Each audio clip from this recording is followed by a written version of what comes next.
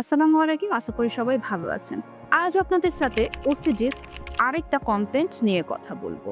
হাত ধুলেই যে বারবার ওসিডি, সেটা কিন্তু আসলে ভ্রান্ত একটা ধারণা। আমি আরেক ধরনের ওসিডির কথা বলবো, যে ওসিডিতে একটা মানুষ তার নিজের সৃষ্টিকর্তার বিপরীতে চিন্তা ভাবনা করে।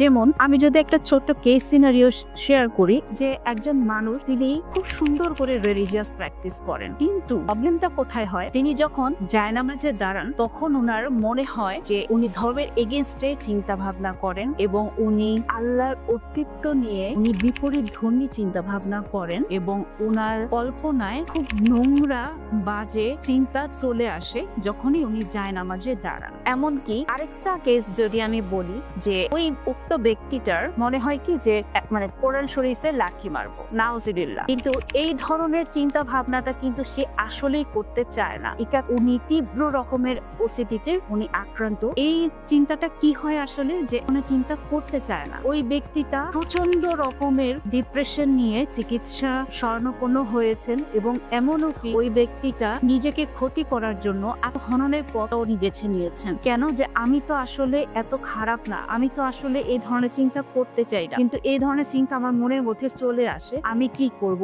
আমি তাহলে ইহজগতেরও না, আমি পরকালেরও না। এইভাবে ওই মানুষটা অপরাধ বোধে ভুগতে ভুগতে একটা পর্যায়ে কিন্তু আত্মহননের পথ বেছে নেয়। তারপরে ওনার পরিবার পরিজন চিকিৎসার জন্য নিয়ে আসেন এবং উনি আস্তে আস্তে করে চিকিৎসা পেতে পেতে এখন আলহামদুলিল্লাহ উনি অনেক ভালো আছেন। কাজে আমি বলবো, আপনাদের মধ্যে যদি এই ধরনের চিন্তাও চলে আসে, তাহলে অবশ্যই বৈজ্ঞানিকভাবে যেই চিকিৎসা পদ্ধতি স্ট্যাবলিশ, সেটাকে গ্রহণ করুন। নিজের জীবনটাকে নিয়ে ছিনিয়ে ফেলবেন না।